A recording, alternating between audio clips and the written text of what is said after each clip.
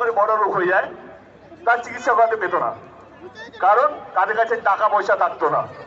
কিন্তু সেখানেও আমার দল, আমাদের নেত্রী এক পা এগিয়ে স্বাস্থ্য সাথীর মতন কার্ড প্রকল্প নিয়ে এসছে, যেখানে 5 লক্ষ টাকা করে বীমা দেওয়া হয়। যেখানে প্রত্যেকটা গরিব মানুষ যে কোনো বড় হসপিটালে, যেখানে বিপ্লবদা করে বা যেখানে যত বড় লোকরা আছে, আম্বানি আদানি, যারা যেখানে চিকিৎসা করে, সেইখানে গিয়ে তাদের চিকিৎসা করাতে পারে এই স্বাস্থ্য সাথীর কার্ডের মাধ্যমে। তাহলে আপনারা কাকে ভোটটা দেবেন? যারা মন্দির বানাবে তাকে, না যারা হসপিটাল বানাবে, যারা মানুষকে বাঁচিয়ে রাখবে, যারা মানুষকে স্বপ্ন দেখাবে যে না এইভাবেও বাঁচা যায়, এইভাবে লড়াই করা যায়, তাকে? আমি আরেকটা কথা বলেছিলাম, স্কুল ভোটটা কাকে যাওয়া উচিত? যারা স্কুল বানাবে। আপনাদেরকে জানিয়ে রাখি, আপনারা হয়তো জানেনও, এই লোকসভা কেন্দ্রে একটা বিশ্ববিদ্যালয় বানানো হয়েছে, 13টি সরকারি কলেজ বানানো হয়েছে, প্রাইমারি স্কুল থেকে আরম্ভ করে হায়ার সেকেন্ডারি সরকারি স্কুল বানানো হয়েছে, সেটাও আমাদের সরকার করেছে।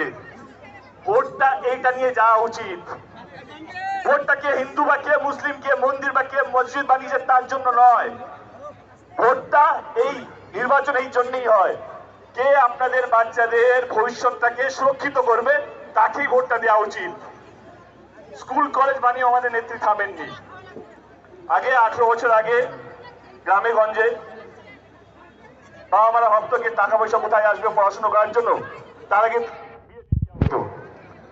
আমাদের নেত্রী, আমাদের সরকার কন্যাশ্রীর মতন প্রকল্প নিয়ে এলো, যাতে প্রত্যেকটা মেয়ে যতক্ষণ না তিনি চান সে জোর করে কেউ ওকে বিয়ে দিতে পারবে না।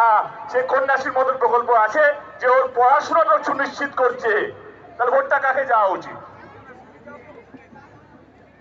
যে করেছে তাকে।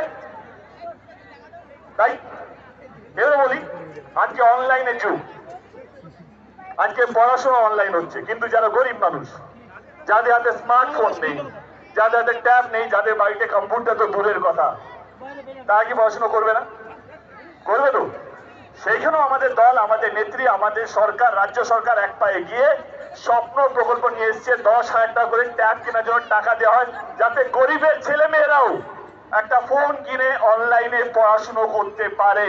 তাহলে ভোটটা কাকে যাবে? আমি এত রাজনীতি বুঝি না, আমি এটুকু বুঝি যে মানুষকে নিয়ে ভাববে, যে আপনাদের পরিবারকে নিয়ে ভাববে, তাকে তো ভোটটা দেওয়া উচিত। আগে